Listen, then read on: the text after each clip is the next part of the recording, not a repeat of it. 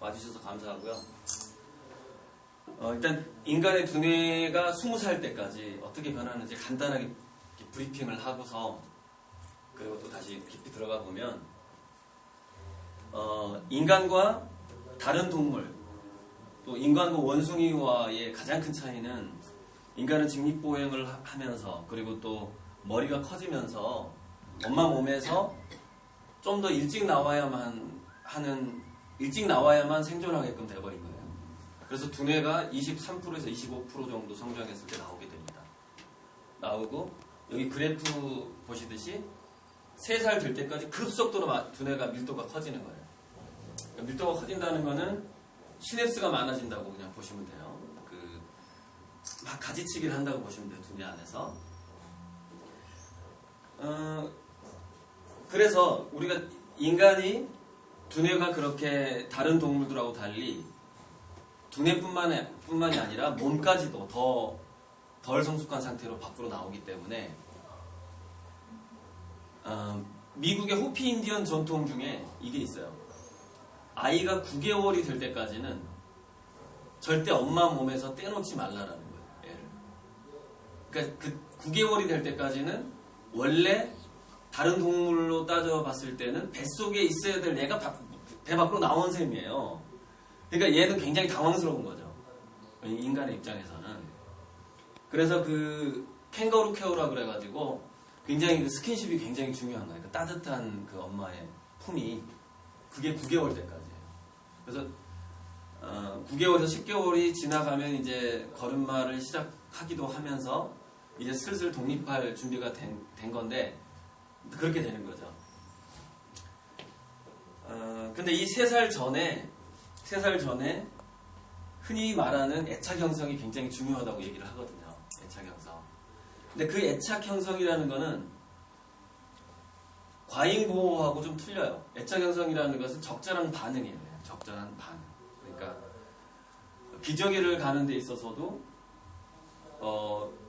똥오줌을 싼 다음에 조금 불편한 다음에 애가 불편을 느낀 다음에 그러니까 엄마한테 이제 표현을 한단 말이에요.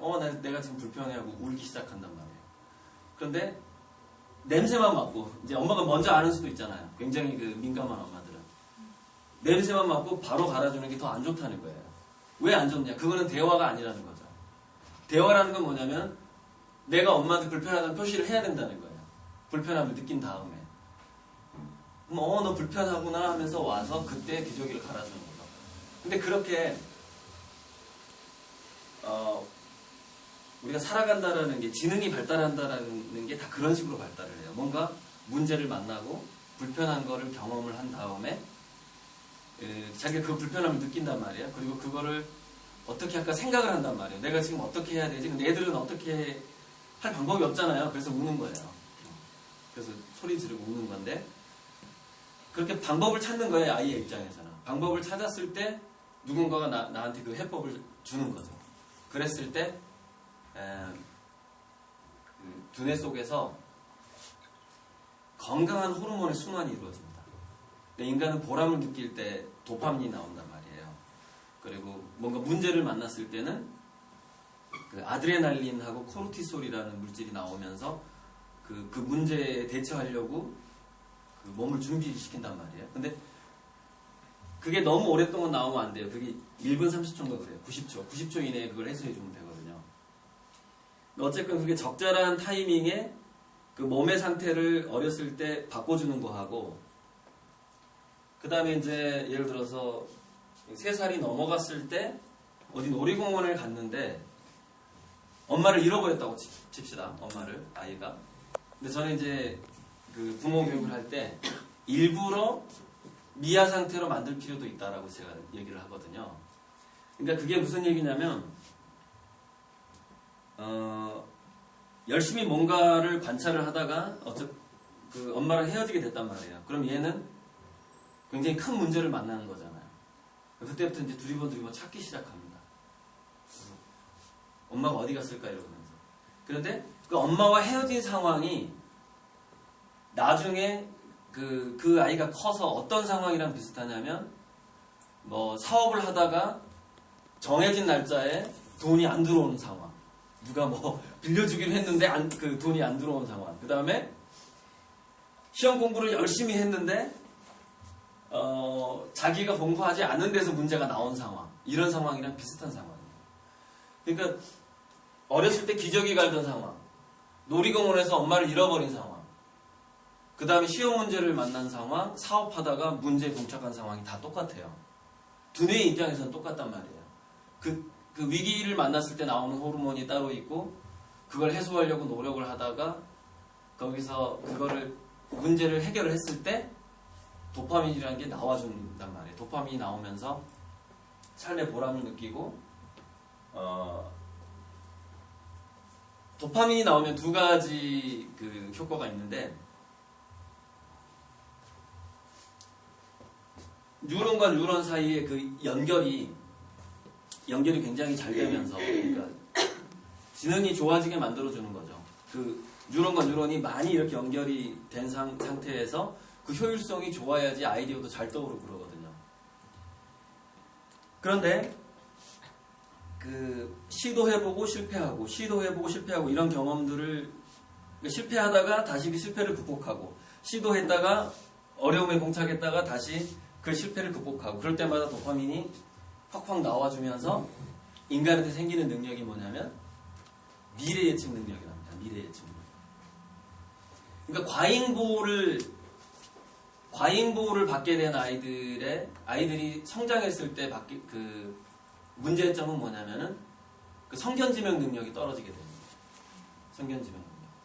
그래서 이제 최근에 이 뇌과학자들이 인간은 어떻게 배우는가를 계속해서 연구를 한단 말입니다. 어떻게 배워야지 가장 효과적인가.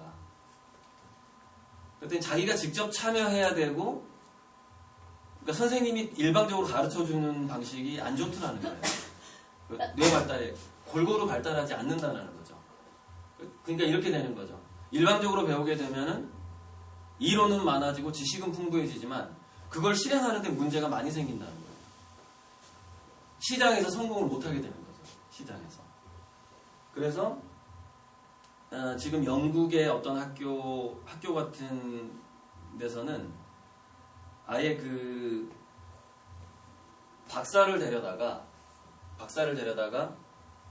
직접 아이들에게 논문을 쓰게 만듭니다. 서로 토론을 하게 만듭니다. 그리고 근데 이제 그런 것들이 비용이 많이 들어가요. 비용이 많이 들어가서 아직 우리나라에서 실행하기 힘들긴 한데, 대안학교를 통해서라도 조금씩 이제 실행을 했으면 좋겠다는 생각이 들거든요. 그래야지 이제 그 두뇌가 어떤 위기를 만났을 때 잘 극복하고, 그 다음에 좌절하지 않게 된다는 거죠. 좌절하지 않게 되는 거는 3살 이전에 두뇌에서 주로 만들어지는 그 신경회로 중에 그 엔돌핀을 배출해주는 오피오이드계라는 신경회로가 만들어지는데, 그러니까 3살 이전에 어떻게 이 아이가 그 엄마와 주 양육자와 너무 떨어지지도 않고 너무 과잉보호도 받지도 않고 하는 상황, 그 상황에서 이제 그게 아주 좋게 만들어지는 거죠. 적절하게 만들어지는 건데, 인간이 좌절을 만났을 때 그 엔돌핀이라는 호르몬이 두뇌에서 나와주지 않으면, 엔돌핀이라는 것은 자기가 자기 자신을 위로해주는 호르몬이거든요. 그게 적절하게 나와주지 않으면은 좌절을 만났을 때 자살 충동이 생긴다는 거예요. 그러니까 다시 내가 좋아질 수도 있어라는 생각이 자기 스스로 들어야 되는데, 그게 이제 자기 몸에서, 자기 두뇌에서 엔돌핀이 나와줘야지 그 호르몬에 의해서 그런 생각이 드는 거죠. 그러니까 인간의 감정과 의식이라는 것이 물질하고 굉장히 긴밀하게 연결이 돼 있어요. 그 미국의 약국에는 옥시토신이라는 그 약을 코에다 이렇게 뿌리는 약이 나와 있는데, 그거를 코에다가 5번만 뿌리면 옥시토신이 이제 몸에 들어간단 말이에요. 옥시토신이 만들어주는 게 이제 그 엄마와 자식 간의 친밀감 같은 걸 만들어주거든요. 그러니까 인간을 무조건 믿게 만들어주는 호르몬이에요, 옥시토신이. 그래서 인간이 옥시토신을 코에 뿌리기만 해도 사기꾼이 정말 믿음직스러운 친구로 보인답니다. 내가 돈을 그냥 다 빌려줘도 저 사람 나한테 다 갚을 것 같아요. 이런 식으로 자기 심리가 바뀌어버려요. 그렇게 인간은 그러니까 환경이 나한테 어떻게 영향을 주느냐에 따라서 물질이 나오기도 하는데 또 그 물질에 따라서 나의 심리가 계속해서 그 물질에 의해서 지배당하는 그런 순환 구조가 있어요. 그런 순환 구조.